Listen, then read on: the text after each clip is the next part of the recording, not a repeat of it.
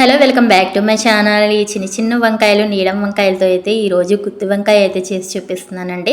ముందుగా నీళ్ళల్లో అయితే కొద్దిగా ఉప్పు వేసుకోవడం వల్ల ఏంటంటే వంకాయలు అనేది నలుపు అవ్వకుండా ఉంటుందండి. అలాగే వంకాయల్ని మజ్జిగా చూసుకొని పుచ్చులవి లేకుండా నీట్గా కట్ చేసుకొని అయితే నీళ్ళల్లో వేసుకొని పక్కన పెట్టేసుకోండి.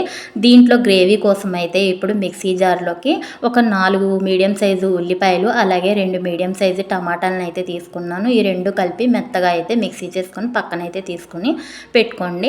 అలాగే దీంట్లో మసాలా కోసము చిన్న జార్లో అయితే జీడిపప్పు, కొద్దిగా గసగసాలు అలాగే నువ్వులు కూడా వేసుకొని లవంగాలు, యాలకులు, దాల్చిన చెక్క, జీలకర్ర అలాగే ఎండు కొబ్బరిని కూడా వేసుకొని మెత్తగా అయితే పేస్ట్ చేసుకొని పక్కన తీసుకున్నాను. ఇప్పుడు ప్రాసెస్లోకి వెళ్దామండి. 2 నుంచి 3 స్పూన్లు అయితే నూనె వేసుకోండి. నూనె కాగిన తర్వాత నీళ్ళల్లో వేసుకున్న ఈ వంకాయల్ని కాస్త వాటర్ అనేది లేకుండా చూసుకొని నూనెలో అయితే వేసేసుకొని మూత పెట్టి 5 నుంచి 10 నిమిషాలు అయితే మగ్గించుకోండి.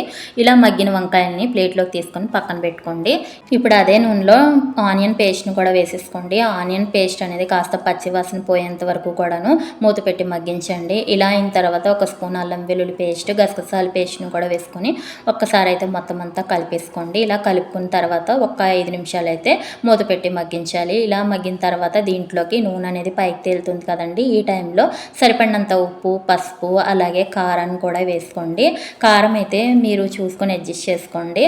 దీంట్లోకి ఒక స్పూన్ ధనియాల పౌడరు అలాగే మిక్సీ జార్లో కొద్దిగా వాటర్ అయితే పూసి మసాలాను అయితే వేసానండి. అలాగే కొన్ని పచ్చిమిర్చి 4-5 వరకు వేసాను. అవి కూడా వేసిన తర్వాత ఈ వంకాయలను కూడా వేసుకొని మెత్తగా అయితే అయిపోకుండా కాస్త చూసుకొని అయితే కలుపుకోండి. అలాగే దీంట్లో కొద్దిగా వాటర్ అడుగంటకుండా ఉండడానికి కొద్దిగా కొత్తిమీరను కూడా వేసుకొని మూత పెట్టి మగ్గించుకోవాలండి. మనకు 5 నుంచి 10 నిమిషాలు అయితే ఇలా మూత పెట్టి మగ్గించుకుంటే మన కర్రీ అయితే రెడీ అయిపోయినట్టండి. దీన్ని ఒక సర్వింగ్ ప్లేట్లోకి అయితే తీసుకొని అయితే కొత్తిమీరతో గార్నిష్ చేసుకుంటే మన గుత్తి వంకాయ కర్రీ అనేది రెడీ అయిపోయినట్టే.